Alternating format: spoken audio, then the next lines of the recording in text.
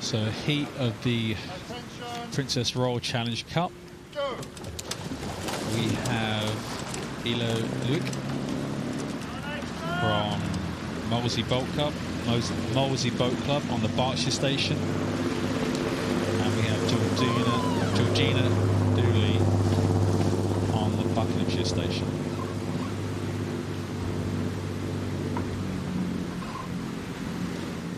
Both scullers off cleanly and reasonably straight. There's a little bit of that familiar Buckinghamshire correction that we saw from Georgina.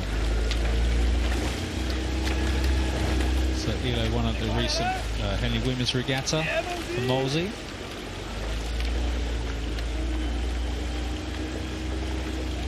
She's originally from Estonia. She raced in the Oxford Boat Race crew in 2016. She did indeed. In fact, Elo is someone I know because I was part of the Oxford University Women's Boat Club coaching setup back then.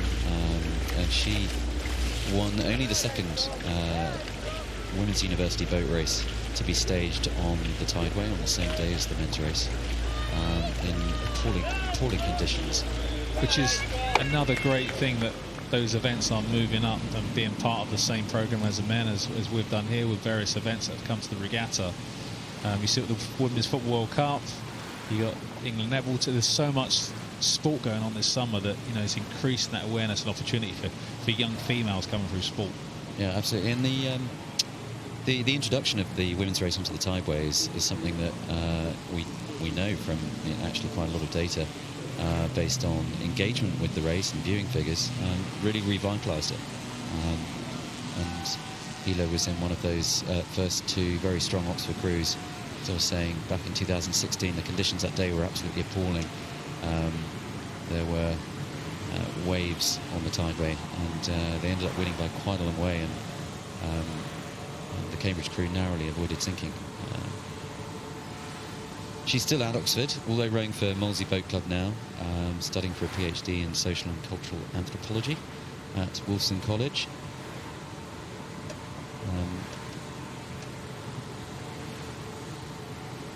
And the winner of this race will race the formidable Emma Twigg in the next round, who's a selected sculler, and she was, of course, world champion in 2014.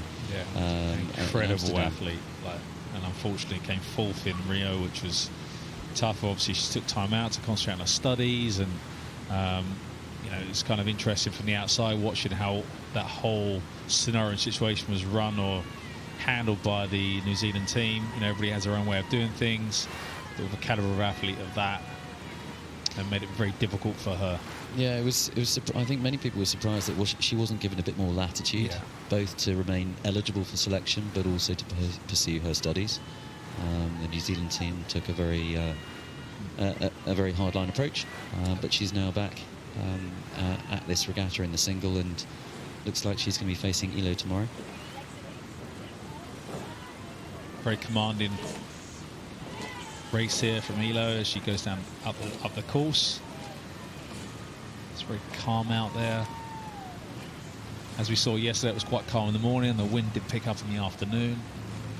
And obviously the weather's meant to get warmer as the week goes on as well, so there's that added stress to think about as an athlete, keeping out the sun. And you're right, the wind did pick up, and I think but it picked up in what we would consider to be a good way, in that northerly winds basically mean tailwind. Fast conditions. And in fact, we did see one record equalled yesterday in the Prince Albert. I think Brooks equalled the record to the barrier. And the weather forecast suggests that we're going to have northerlies all week. So generally, we ought to have pretty quick conditions, and certainly the tailwinds that we like more than the headwinds. It'd be interesting how close we can get to some of those records that were smashed last year with the conditions we had here, and how warm it was last year, being able to take our jackets off early. Don't think we're going to quite get that sunshine this year, but it was extremely warm last year, which, you know, led to a stunning regatta and some great records being taken. Indeed. This is a very commanding performance from Elo. She looks incredibly relaxed, composed. down now as she approaches the floating grandstand. Now a shot from the progress board. 10 strokes to go. Total command as she comes past the grandstand, as you mentioned. The spectators clapping as she comes past. As she crosses the line. Progresses, as we mentioned, to race tomorrow against Emma Twigg. So that was a very solid performance there. And we have Georgina Ross on the line. So that was a win for ELO from Molesey Boat Club, who will progress on to face Emma Twigg tomorrow.